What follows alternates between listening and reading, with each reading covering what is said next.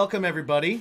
Woo! We are here on Bacon is My Podcast. What's your bacon in 7 questions? With a very special guest. A very special guest. I'm gonna do one of my really quick, long-winded intros. Here we go. Actor, stand-up comedian, animator, writer, director, producer, musician, the co-creator of the animated series Home Movies and Metalocalypse. He also writes the music and is the main performer for the virtual melodic death metal band Death Clock, which has taken on a life of its own. I got that from Wikipedia. Yeah. He's got 4 albums. The new movie Army of the Doomstar is out now. An occasional live touring band. Released albums under his own name. Welcome to the show, Brendon Small. Thank you so much for being here. Yeah, that was my big intro. Yeah. Way to go. That's great. Fast and furious. The movie, I don't know when this is airing, but the movie is not out yet. It will come out later on in August. Yes, we were told not to put this out until the movie after is the out. movie. So yes. So Didn't forget what I just said. it is out. The movie is out. The movie is out. And it's That's fantastic. All right. That's all right. It's amazing. Yeah.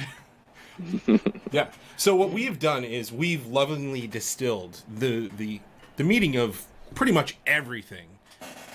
Life, happiness, love, the world. Exactly. Down to just 7 questions. We started with it was like 874,063. Yeah. No one said yes. Nobody said yes to the show. Mm-mm. We narrowed it down. Now it's more manageable. We could do it. 7. So, are you, sir, ready for the Consumers of Bacon is My Podcast to get to know the nooks and crannies of your English muffin? Yeah. We're getting to the sound of that Twinkie. Yeah, I think so. I'm not sure what I'm saying yes to, but okay. Let's try it out. We just say yes online. That's how things work. Yeah. That's how it all works. All right, so we're going to get started right now. Question number 1. Brendon, how many pillows is too many? How many pillows? Yeah. How many pillows? Oh, anything more than 2, I think, is too many for me, at least. But I think plenty of people would disagree with me. Some people have a whole bed filled with hundreds of pillows, but that's not the way I can live. Right. Yeah. Arguably, the mattress is a giant pillow. Right. Exactly. True. Yeah. Are you a 2 pillow behind the head? Are you like 1 behind the head, 1 under the arm? We have 1 on the floor in case of falling. What's going on? Yeah, I have 1, and then I have like kind of an alternate, sometimes 2 behind the head. One of them just is like it's a free agent pillow. It can do whatever it wants. It can go between the legs. It can go on the side. I don't really have a definition for it. I've never really defined it to myself either. Nice. And still, even still now, it has no definition. I like a free agent pillow. That's a cool concept.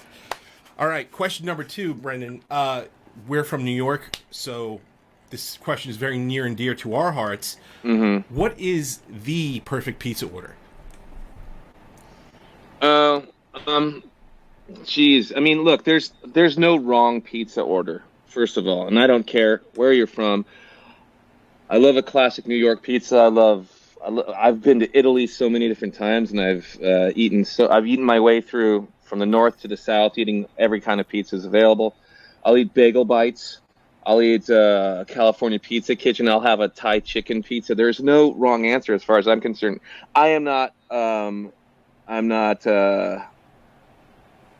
stingy when it comes to pizza. I only ask that it's mildly, at least most of it's cooked. That's all I really want to. But I'll eat it. Give me any pizza, I'll eat it. And I will not. I'm not a snob, though. I've eaten really great pizzas throughout our beautiful country, and again throughout Italy. So, usually though, for me, it's going to be a pepperoni pizza. It's that simple. Classic. It's a classic. Yeah, I don't need to get too fancy.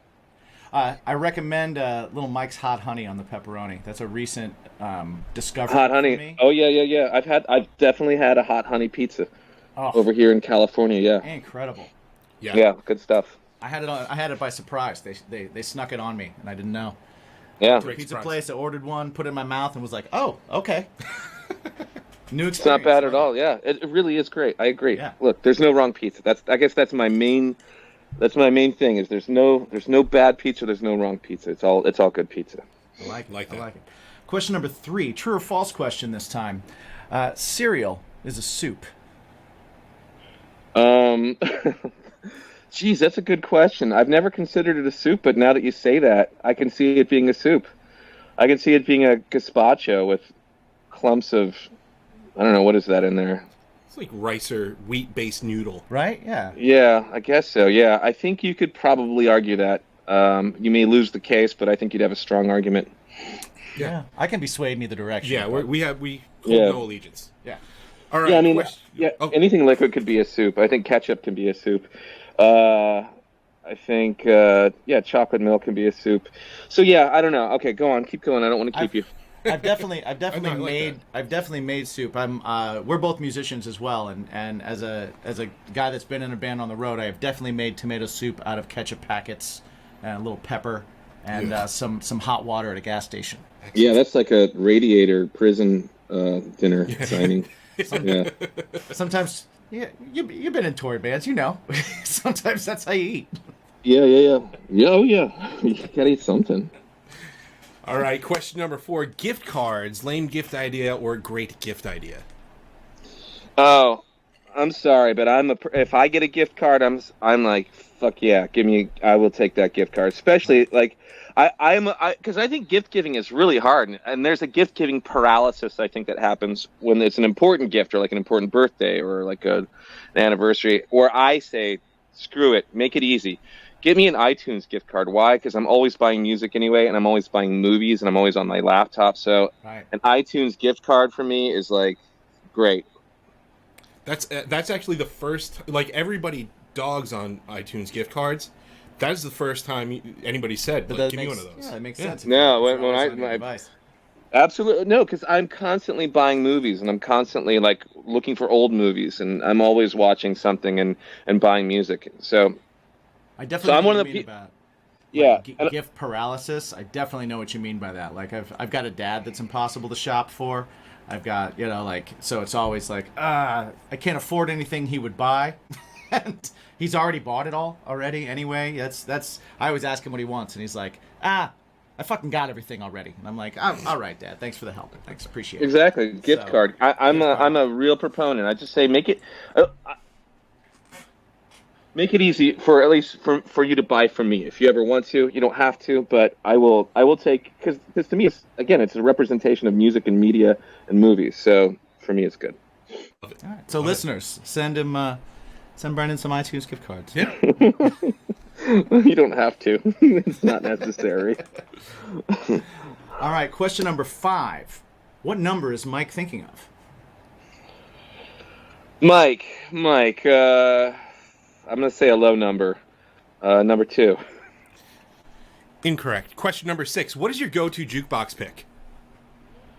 Go-to jukebox pick. Oh man, I mean, it's probably I don't know, old Van Halen. That's an easy one for me. Like if I don't know what to listen to, like especially if I'm in a guitar playing mode, I'm definitely listening to old Van Halen all the time. Nice. Are you when you go into a place, are you one of those people that you'll size up the room and you're like, let me make friends, or are you one of those people that'll size up the room and you go, let me chase some people out of here? I'm neither. I don't go in a room and I don't take advantage of the thing at all. So this whole Alright. thing is not a realistic scenario for me. So I don't really like going and try to take over a room or anything. I usually try to blend in and don't want to be a spotlighted character at all. All right. Well, we made it. Here we are. That was Question number quick. 7. That was rapid fire. We got here real quick. That was okay, cool. Great, yeah. All right, so But it's an important question. this here. this one's a little introspective. I want you to think about Mm-hmm. this one. We've had a lot of fun. Absorb it, like we're cutting to the core at this point. So Brendon, how do you feel about garden gnomes? It's really funny. I've got very little relationship in my real life from moment to moment about garden gnomes. And I say that knowing there's a small association with me and garden gnomes, or at least the work I've done. Right? Home Movies has a garden gnome in every single episode, just about, I think. Mm-hmm. And that was not my decision at all. It wasn't. They just started showing up, and later on, while we were in production, maybe in the last season, somebody notified me that there was a garden gnome in every episode. But the truth was, I was always in pre-production. I was always writing that show or acting in the show or writing music or whatever. And we didn't really. There was a strange rule where we didn't really talk to the animators. The producers of that show were like, "Oh, the animators do their own thing. You don't talk to them." So I learned later on about all that stuff and knew that in like the commentary tracks for the DVDs of the show. So, Okay. but in real life, anytime I meet a person with a pointy hat that lives in a garden, it's a new experience because I don't really have a lot of experience with gnomes, with gardening. I'm not much of a gardener, I'll say. I enjoy a garden, but I'm not a gardener. Yeah.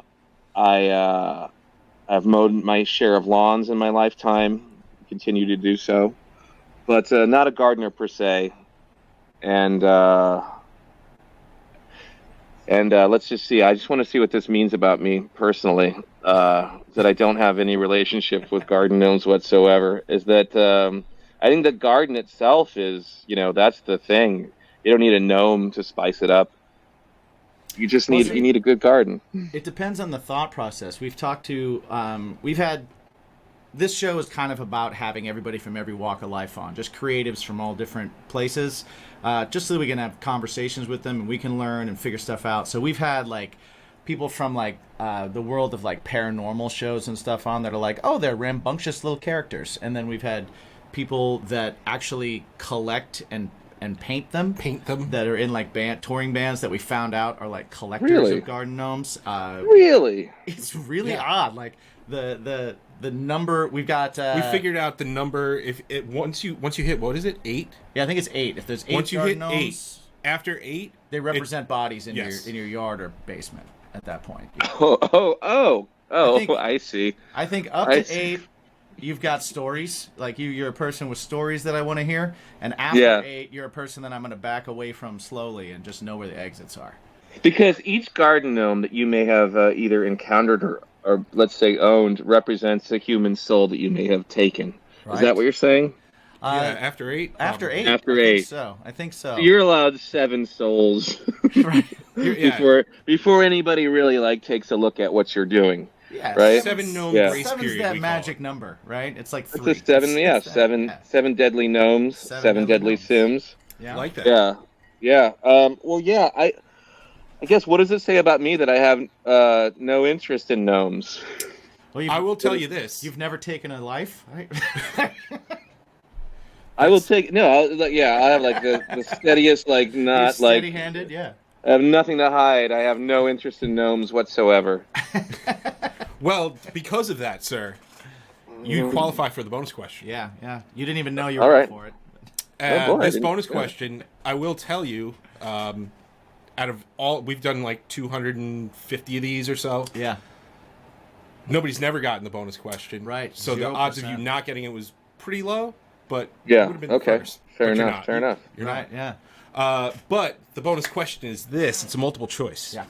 Yes. Bacon. Yes. Is it a topping? Yes. Is it a side?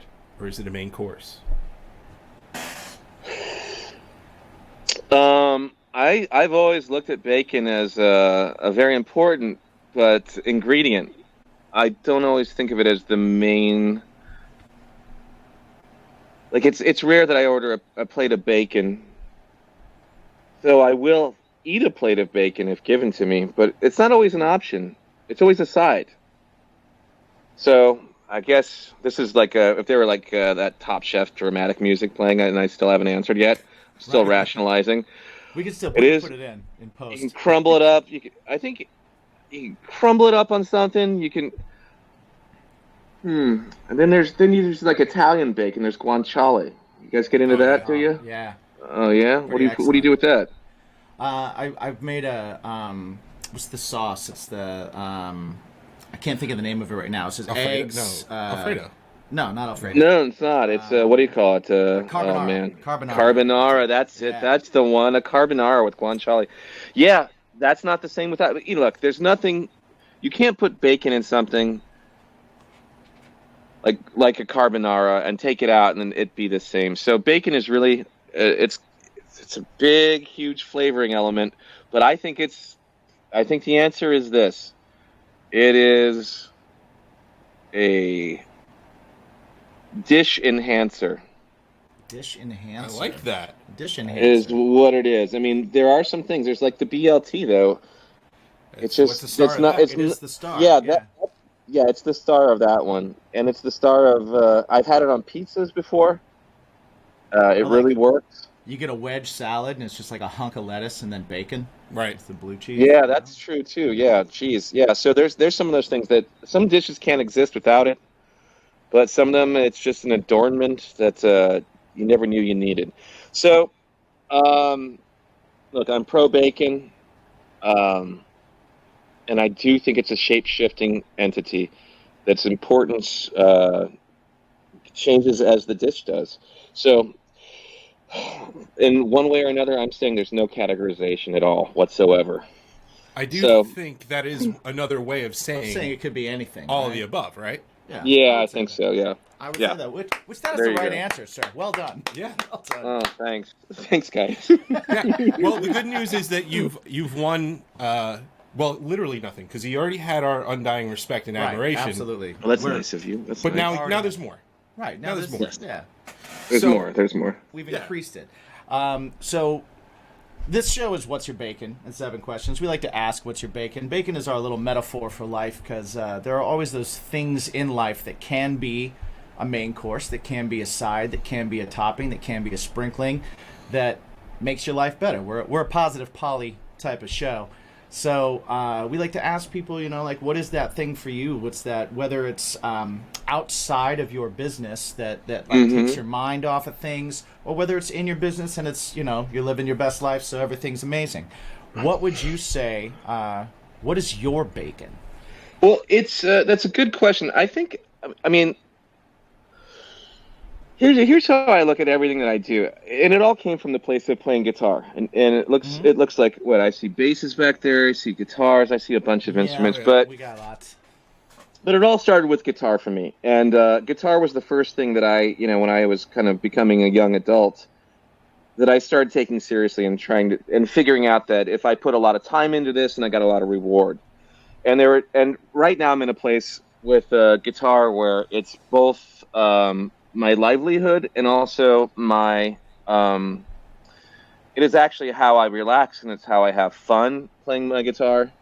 And it's a hobby too, and it's one of those crazy. And it's really strange to have a relationship, the longest relationship I had with a piece of wood for 30-something years. Going to music school, getting into television, and getting into animation. It all came because of the guitar.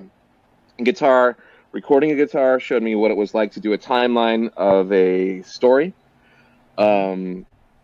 And if I needed to learn something new, like After Effects or some kind of crazy thing along the way, or learn what it can do, I always thought, well, I learned guitar, I can apply that same learning cycle to something else. So if you learn guitar, you can learn anything, is what I think, and everything is a guitar. So telling story is a guitar, everything's a timeline-based, music is a story. Every episode of a TV show is a story, a movie is a story. Everything is a guitar. I just think of everything as a guitar, and if you can learn one thing, you can learn everything. So, like I said, it's both my livelihood. It's the crux of what I do when I do live death clock stuff. Vocals come after it. Guitar is always first, and guitar is always last. You always record your rhythm guitars first, and I record all my overdubs last. Oh, I never thought about color. that. That makes sense. Yeah. Well, I do the same thing. I think I mean, I think it's just the kind of par for the course. But on top of that, I think that what I do when I'm just like, when I get through a week and I have a really tough week of like having to produce stuff and make stuff, I reward myself with a few hours of just me time on guitar, where I'm just working on the things that have nothing to do with death clock or death metal or heavy metal or anything like that. I'm learning like nerdy fusion licks or working on my kind of stream of consciousness improvisation and stuff. So to me, that's like an adornment. And then also just a thought cycle that has nothing to do with like just laying down the foundation for music, a song, riff, part A, B, C, whatever odysseys you take inside of it. There's a lot of foundational kind of blueprint building with guitar, but then there's all this kind of wonderful adornment stuff that happens after, like, Nice. So yeah, everything to me is a guitar anyway, and I have related everything that I do and anything that I need to do or new cycle of learning or whatever to guitar. So if you're lucky enough to have a relationship with an instrument and you can keep on learning new things about it and keep getting better at it as you keep moving forward, then you're the luckiest person in the world. So I think my answer is guitar. Nice. That's I great. like that. I I love also that. like I appreciate. I think it's very cool that you were able to start on guitar, make it your life, look at everything as if it is one, yet still be able to derive like a pleasure that doesn't have anything to do with your job with it. You know, it didn't get to the point where you're just Yeah. like, I can't even look at a guitar right now. Yeah. You know, I think Yeah. that's pretty awesome. There are times where I look at my guitar and I go, "This is like, look, I don't like you and you don't like me, but we got to get some work done." All right. right. So I have that, and then there are times where I'm like, "Hey, look, you aren't the same guitar that I had to work with. You're my lover who I get to like play Right, with, yeah, like yeah. on the side." So I think of my guitar that way, but I also think of like everything that I had to get that I had to be disciplined for to become a writer, to become even a voice actor, all derived from the skill set that it took to play guitar. So if when I was deciding to become a writer, when I was writing spec scripts and just sitting in coffee shops before I had any work, or before I even got on stage and did stand up or anything, I would sit and I made myself a promise that I wanted to get good at writing. I wanted to learn how to do it. So I'm going to spend the exact amount of hours that I would practicing guitar, just writing and just observing writing and observing what I think is important about writing. So just taking that practice time from guitar and applying it towards writing was me treating writing like a guitar and Nice. practicing. And the more I wrote, the more I understood what I could do, what I couldn't do, stuff like that. So everything is a guitar. That's what I keep That's awesome. saying. That's yeah. great advice, though. That is great awesome. advice for anybody that's doing anything. You know, Yeah. that thing that you love, whatever it took you to get good at that, apply that same dedication to everything else. I love Well, it. yeah. I think that's really cool. Because I also think like if you're recording yourself, this is another way to get, just to make peace with your guitar playing is you hear where the mistakes are. Yeah. And when you're writing music, you're standing back and you're the audience of the guitar that you just played, where you can also, I think you can apply that same thing to everything new that you ever want to do. If you want to become a director, if you want to become an actor, if you want to become a writer, if you want to become a film composer or whatever it is that you want to do, if you want to try a different instrument, you use the exact same process that got you through guitar, and it's not so daunting, and you can do it. So that's what I think. Nice. I love that. I love it. I love it. Well, we are hitting our time clock here, Yeah. so I just want to thank you so much for hanging out with us. I appreciate it. Yeah. We really appreciate you spending your time with us. Yeah. Thanks for taking the 7 questions, and thanks for giving some insight afterwards too. We appreciate that very much. And also thank you for coming up with the dialogue of one of my bands, probably in like the 2010s or so, the beginning of the 2010s. Yeah. Literally giving us all the dialogue that Yeah. we ever spoke within our studio. My drummer never went a day without saying this is dildos. Yes. Ever. Ever. Yeah. So thank you for all that. Boy. Yeah. Well, that's good. And So, and I don't know what we can have. Oh.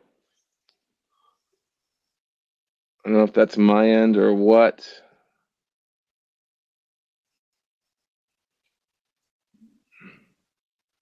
it might You be still there? Oh, here we Yes? go. I'm Okay, back. cool. I'm back. Yeah, I don't know what happened. I was just going to say, I don't know if you're allowed to promote yourself or do anything like that, but if there's anywhere you'd like people to find you or find anything or any kind of message you Well, want to send he out can you're definitely allowed to promote the right upcoming now? tour. Yes. Because that's that's coming music. up. Yeah, come and see me and my new friends, Baby Metal.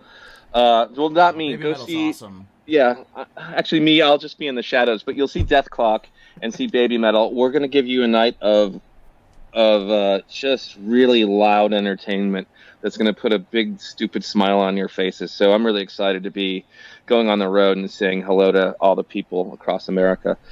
So yeah, and we have a record and a movie, and we have 2 albums and a movie coming out. But I'll let you guys find that out for yourselves.